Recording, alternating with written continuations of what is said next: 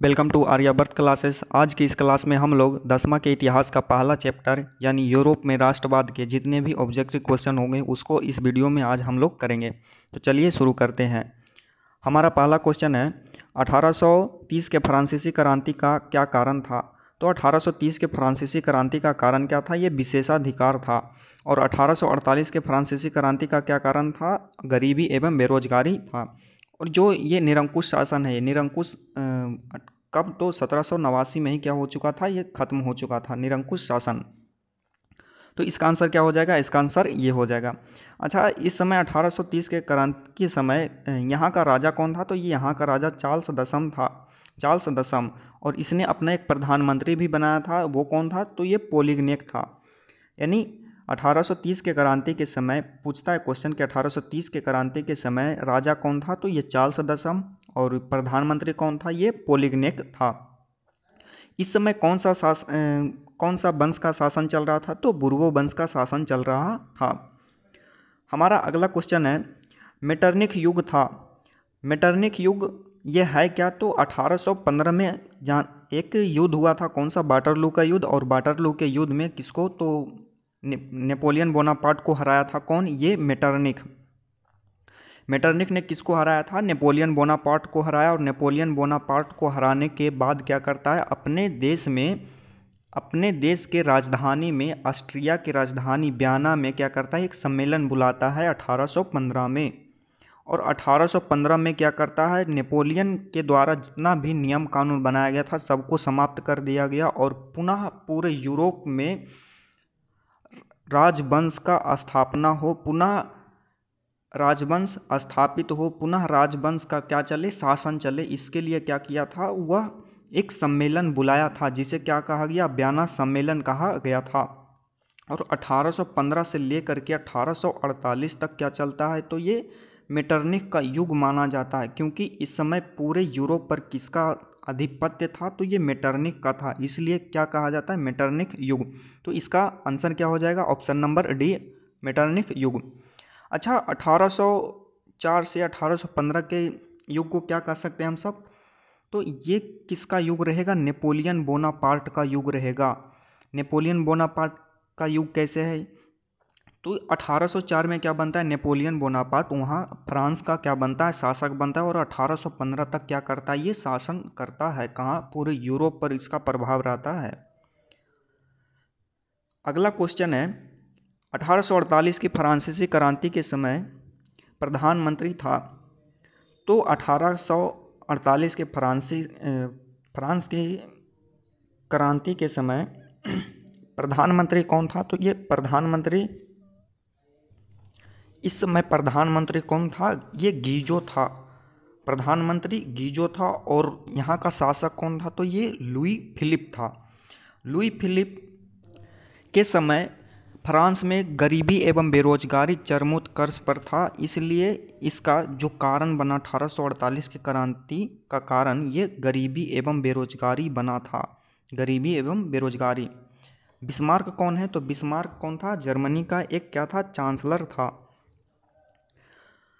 Question number 4 है अर्लीहेंस वंश का अंत कब हुआ। तो अर्लीहेंस वंश का अंत 1848 के क्रांति के उपरांत क्या होता है, अर्लीहेंस वंश का अंत होता है, क्योंकि 1830 के क्रांति के बाद क्या हुआ था, अर्लीहेंस बना। और 1848 में जब क्रांति हुआ तो 1848 में ये अर्लीहेंस वंश समाप्त हो गया। ये जो लुई फिलिप देख रहा है, लुई फिलिप क्या था, ये अर्लीहेंस वंश का ही क्या था, ये शासक था। और इस समय प्रधानमंत्री कौन था, ये गीजो था। 1815 में क्या हुआ था, तो 1815 में वाटरलू का युद्ध, वाटरलू के युद्ध में हारा कौन था, तो नेपोलियन हार गया था वाटरलू का युद्ध। क्वेश्चन नंबर 5 है नेपोलियन कोड या नेपोलियन संहिता लागू हुआ। तो नेपोलियन कोड कब लागू होता है, 1804 में होता है, इसलिए नेपोलियन युग कहाँ से शुरुआत होता है, 1804 से लेकर के 1815 तक होता है। तो ये लागू कब हुआ था, तो 1804 में हुआ था। क्वेश्चन नंबर 6 है नेपोलियन संहिता कब समाप्त हुआ। तो नेपोलियन का अंतिम युद्ध कौन सा था? तो नेपोलियन का अंतिम युद्ध कौन था? वाटरलू का युद्ध। वाटरलू का युद्ध में नेपोलियन हारता है और नेपोलियन के हारने के साथ ही क्या होता है, जो उसका संहिता था या फिर जो भी नियम कानून बनाया था क्या हो गया था? समाप्त हो गया। लेकिन यहाँ क्वेश्चन कुछ अलग है। तो 1815 में क्या हुआ था? समाप्त हुआ था। 1815 में एक युद्ध लड़ा गया था, कौन सा? वाटरलू का युद्ध। तो इसका आंसर क्या हो जाएगा? ऑप्शन नंबर डी, वाटरलू के युद्ध के बाद। ये नेपोलियन है। क्वेश्चन नंबर 7 है, बेरोजगारी, गरीबी तथा बेकारी कौन सा क्रांति का कारण बना? तो 1848 की क्रांति क्या बना था? गरीबी एवं बेरोजगारी का कारण बना। 1848 ऑप्शन में यहाँ थोड़ा गड़बड़ी है, इसको सुधार लेना, ठीक। और जो 1830 के क्रांति था ये किसका कारण, किस कारण से हुआ था? तो ये विशेषाधिकार के कारण हुआ था। मेटरनिख युग का पतन कब हुआ था? तो 1848 में ही हुआ था। बोल्शेविक क्रांति या नवंबर की क्रांति कहाँ हुआ था? तो ये रूस में हुआ था, रूस। पिछला ऑप्शन में कुछ छूट गया था, कुछ पिछला क्वेश्चन में, इसको देख लेते हैं। सेडान का युद्ध कब हुआ था? तो ये सेडान का युद्ध कब हुआ था? 1870 में हुआ था, 1870 में। और सेडोवा का युद्ध कब हुआ था? तो ये 1866 में हुआ था, 1866 में सेडोवा का युद्ध। क्वेश्चन नंबर 8 है, किस क्रांति के उपरांत बर्बन वंश का अंत हुआ? तो जो बुर्बो वंश का अंत है कब हुआ था? 1830 के फ्रांसीसी क्रांति के समय ही क्या हुआ था? बुर्बो वंश का अंत हो गया। और इसी समय एक वंश का स्थापना हुआ था, कौन सा? आर्लिहेंस वंश। जो आर्लिहेंस वंश कब तक चला था? 1848 तक चला और ये भी क्या हो गया? समाप्त हो गया। सेडोवा का युद्ध कब हुआ था? 1870 में हुआ। 1804 में क्या? नेपोलियन संहिता लागू हुआ था। क्वेश्चन नंबर 9, राजा चार्ल्स दशम किसको अपना प्रधानमंत्री बनाता है? तो राजा चार्ल्स दशम किसको अपना प्रधानमंत्री बनाता है? पोलिगनेक को अपना प्रधानमंत्री बनाता है। और इसमें एक और ऑप्शन देखें तो इसमें एक ऑप्शन क्या है? गीजो।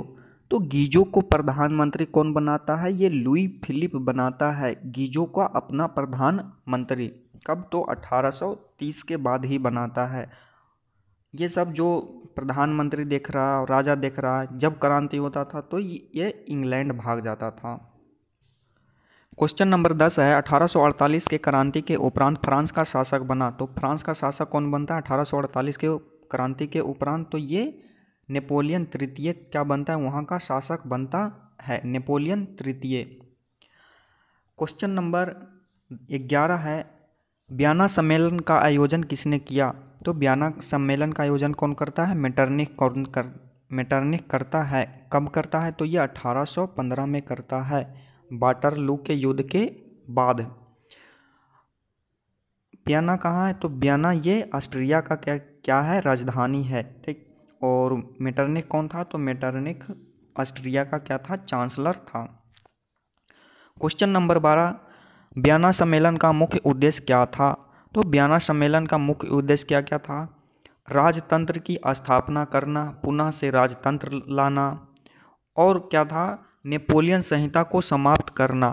तो इसका आंसर क्या हो जाएगा? डी हो जाएगा, ऑप्शन नंबर, यानी ए और बी दोनों होगा।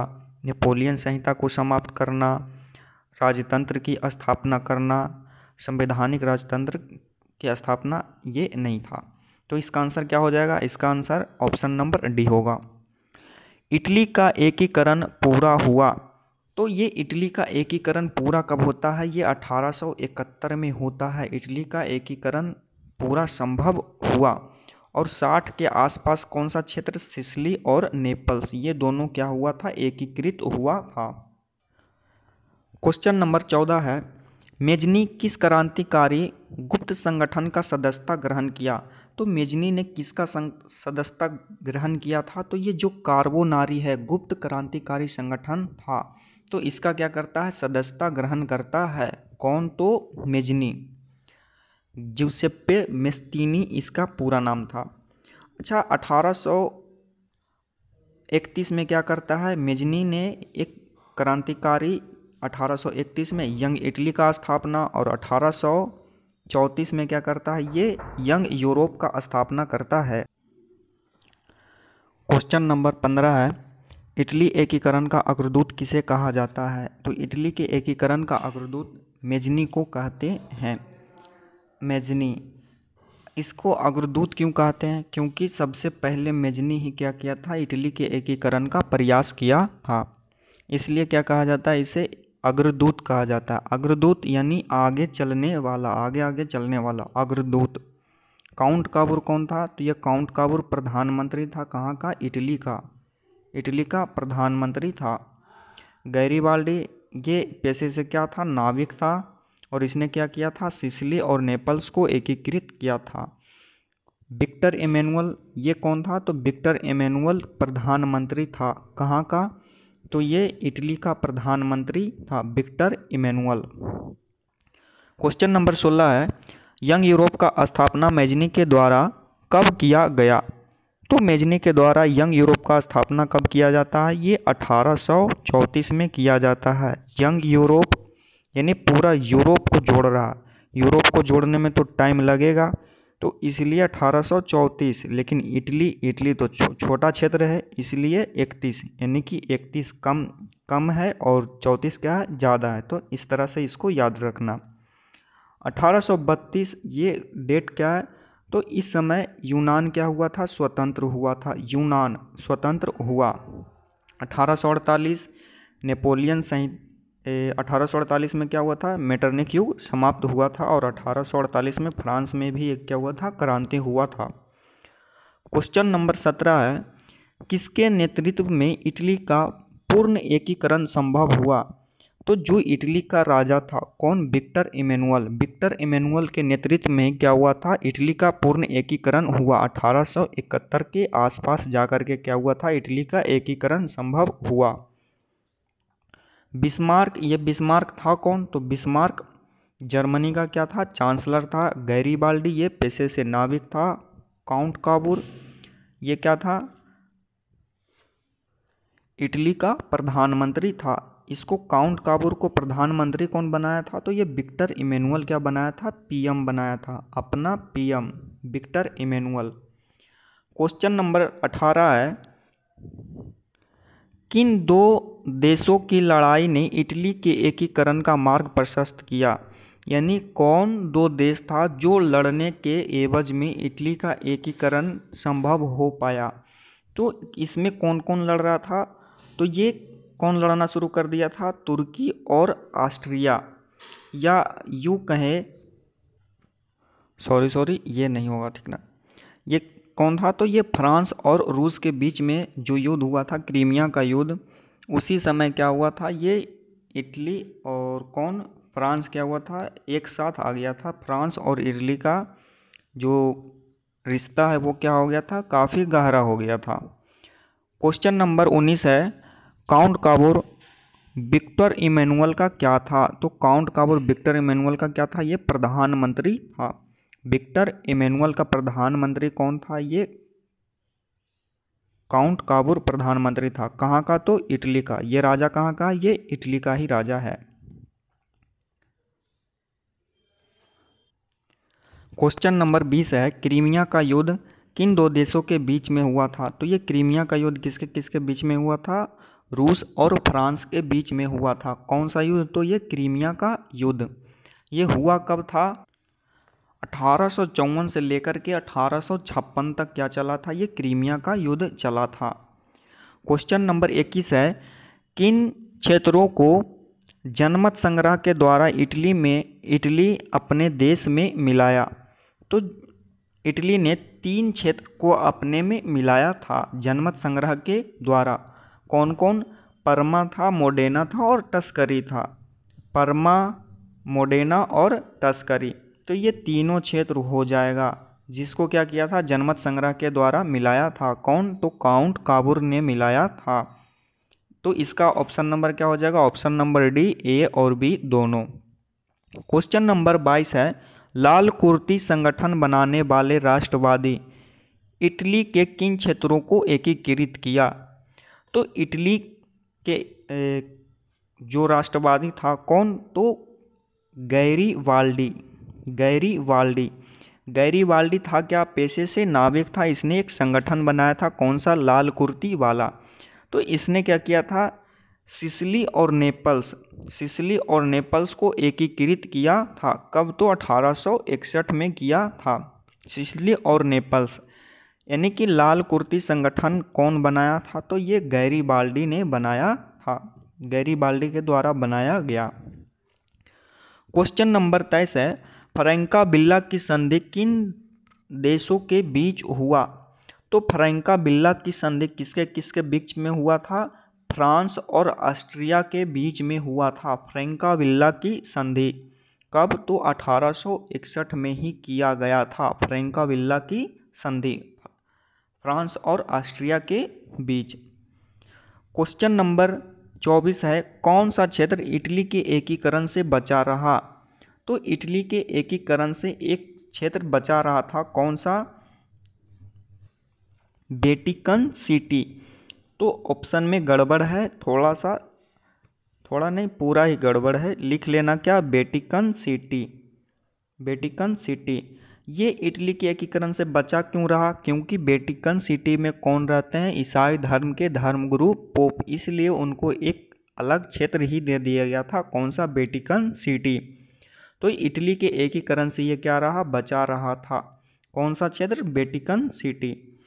क्वेश्चन नंबर 25 है, गैरीवाल्डी पेशे से क्या था? तो गैरीवाल्डी पेशे से क्या था? ये नाविक था, जिसने क्या किया था? लाल कुर्ती वालों का गठन किया था, लाल कुर्ती वाले संगठन का गठन किया था, और सिसिली और नेपल्स को क्या किया था? ये एकीकृत किया था। क्वेश्चन नंबर 26 है, फ्रेडरिक विलियम कैसा शासक था? तो ये फ्रेडरिक विलियम एक रूढ़िवादी शासक था। ये शासक पहले कहाँ का था? तो ये जर्मनी का था। जर्मनी का क्या था? ये शासक था। जर्मनी नहीं, इस समय क्या बोल लें तो प्रशा का क्या था? ये शासक था। कौन? Frederick William. रूढ़िवादी का अर्थ क्या होता है? तो वैसा व्यक्ति जो कोई परिवर्तन ही नहीं चाहता, जैसे चल रहा है चलने दो, वो क्या हो गया? रूढ़िवादी हो गया।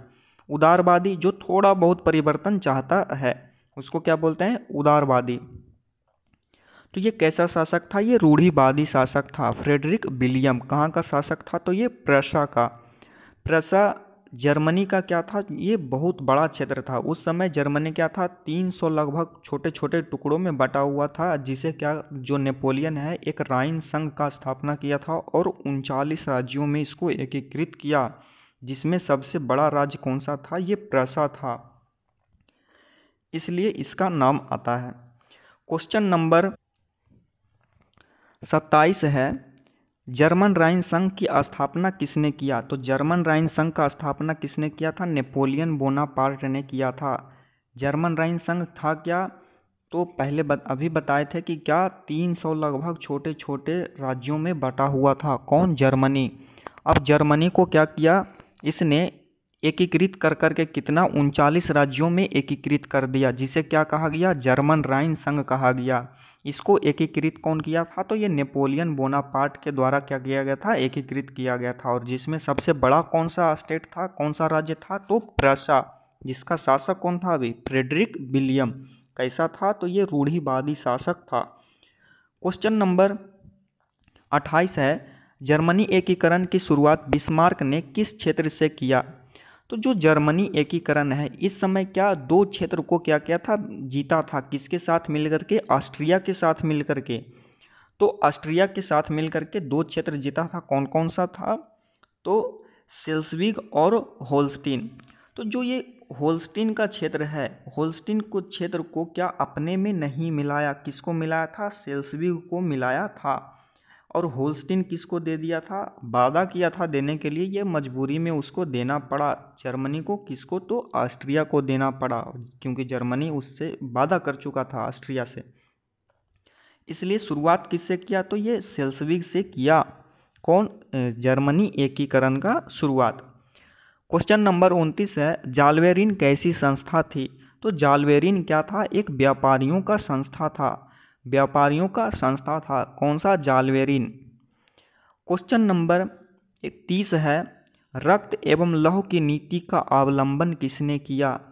यही बिस्मार्क ने क्या किया था? रक्त एवं लौह की नीति का अवलंबन किया था। बिस्मार्क था कौन? तो ये जर्मनी का क्या था? चांसलर था। इसको चांसलर बनाया कौन? तो जो फ्रेडरिक विलियम का भाई था, कौन? विलियम प्रथम, जिसने क्या किया था? बिस्मार्क को अपना चांसलर नियुक्त किया था। क्वेश्चन नंबर 31 है, व्यापारियों की संस्था जालवेरिन किस देश में बना? तो ये किस में बना था? जर्मनी में बना था। जालवेरिन बना कब था? तो ये 1834 में बना था, 1834 में। और 1834 में ही क्या बना था? Young Europe. यंग यूरोप को कौन बनाया था? वही अग्रदूत। कौन अग्रदूत? तो इटली के एकीकरण का अग्रदूत मेजनी। क्वेश्चन नंबर 32 है, किस युद्ध के उपरांत फ्रांस और इटली का संबंध अच्छा हुआ? तो जो ये क्रीमिया का युद्ध है, क्रीमिया के युद्ध में क्या हुआ था कि फ्रांस के जो सैनिक था वो क्या हारना शुरू हो गया था, इसलिए इटली क्या किया था? अपना बहुत सारा सैनिक फ्रांस के तरफ से लड़ने के लिए बिना पूछे क्या किया था? भेज दिया था। तो फ्रांस क्या हो गया था? मजबूत हो गया था। इसलिए फ्रांस को जब इटली ने सहायता किया तो इस कारण से क्या हुआ था? इसका संबंध अच्छा हो गया। ठीक। क्वेश्चन नंबर क्या है? 33 में, जर्मन संसद को क्या कहा जाता है? तो जर्मन संसद को क्या कहा जाता है? राइखस्टैग कहा जाता है। ये ड्यूमा क्या है? तो ड्यूमा कहाँ का संसद का नाम है? तो ये रूस का क्या है? ड्यूमा है। डायट कहाँ है? तो जापान का क्या है? डायट है। और पार्लियामेंट देखे तो क्या हो गया? ये यूके का है, इंग्लैंड का है ये पार्लियामेंट। पाकिस्तान का भी क्या है? पार्लियामेंट ही है। क्वेश्चन नंबर 34 है, विलियम प्रथम ने बिस्मार्क को किस पद पर नियुक्त किया था? तो ये क्या था? ये चांसलर था। विलियम प्रथम क्या किया था? चांसलर अपना किसको बनाया था? बिस्मार्क को बनाया था, जिसने क्या किया था? रक्त एवं लौह की नीति का अवलंबन किया था। क्वेश्चन नंबर 35 है, यूनान कब स्वतंत्र हुआ? तो यूनान कब स्वतंत्र होता है? 1932 में यूनान स्वतंत्र होता है। अच्छा सॉरी, 1832 में यूनान को क्या होता है? स्वतंत्र होता है। 1827 में क्या हुआ था? तो 1827 में एक युद्ध हुआ था, कौन सा? नवारीनो का युद्ध, जिसमें कौन कौन सा देश लड़ रहा था? तो यूरोप का सभी ईसाई देश थे, और दूसरे पक्ष से कौन कौन था? तो तुर्की था, और उसके सहयोग में एक देश आया था, कौन सा? तो मिस्र। इन सभी देशों के बीच में क्या हुआ था? युद्ध हुआ था। फिर इसके बाद एक संधि हुआ था 2 साल बाद, कब? 1829 में। तो 1829 में तुर्की के साथ एक संधि हुआ था, कौन सा? एड्रियानोपल की संधि 1829 में हुआ था। क्वेश्चन नंबर 36 है, कौन सा देश यूरोप के लिए ज्ञान एवं साहित्य का प्रेरणा स्रोत रहा? तो यूनान क्या था? ज्ञान एवं साहित्य का प्रेरणा स्रोत था। कहाँ का? तो यूरोप का। कौन देश? तो यूनान था। यूनान स्वतंत्र कब हुआ? 32 में। स्वतंत्र होने के बाद एक शासक बनते, कौन? ओटो। क्या बनते हैं? ये शासक बनते हैं यहाँ के। कौन यूनानी स्वतंत्रता संग्राम के लिए शहीद हो गए? तो जो ये लॉर्ड बायरन है, लॉर्ड बायरन क्या हो गए थे? शहीद हो गए थे। लॉर्ड बायरन है कौन? तो ये यूके के क्या है? एक लेखक थे, लॉर्ड बायरन। और सारा संपत्ति, जो भी लेख लिखते थे, और सारा संपत्ति जब आता था, लेख से जितना भी इनकम हुआ, जितना भी पैसा कमाए, सब किस में लगा देते थे? तो यूनान के स्वतंत्रता संग्राम के लिए सारा पैसा लगा देते थे। और जब ये 24 में कहाँ गए? 1824 में कहाँ गए थे? यूनान गए थे। तो इनका किसी ने हत्या कर दिया था। लॉर्ड बायरन का किसी ने बजा दिया था सायरन। ठीक, ऐसे याद रख लेना। क्वेश्चन नंबर 38 है, एड्रियानोपल की संधि किस देश के साथ हुआ था? एड्रियानोपल की संधि किसके साथ हुआ था? तुर्की के साथ हुआ था। क्वेश्चन नंबर 39 है, जब यूनान स्वतंत्र हुआ तो वहाँ के शासक कौन बने? तो वहाँ के शासक कौन बनते हैं? ओटो बनते हैं। ये फ्रांसिस डी कोसूथ ये दोनों क्या था, ये तो हंगरियन राष्ट्रवादी नेता थे। लॉर्ड बायरन ये शहीद हो गए थे। कौन थे ये? यूके के लेखक थे लॉर्ड बायरन 1824 में। ये भी पूछता कि लॉर्ड बायरन की हत्या कब हुआ? 1824 में हुआ था। फिर 3 साल बाद क्या हुआ था? एक लड़ाई हुआ। कौन सा लड़ाई? नावारिनो का युद्ध। फिर उसके बाद क्या होता है? 2 साल बाद एड्रियानोपल की संधि होता है। और 32 में क्या हो जाता है? स्वतंत्र हो जाता है। और शासक कौन बनते हैं? ओटो बनते हैं। ठीक। क्वेश्चन नंबर 40 है, फ्रांस की क्रांति की शुरुआत कब हुआ? तो फ्रांस की क्रांति का शुरुआत कब हुआ था?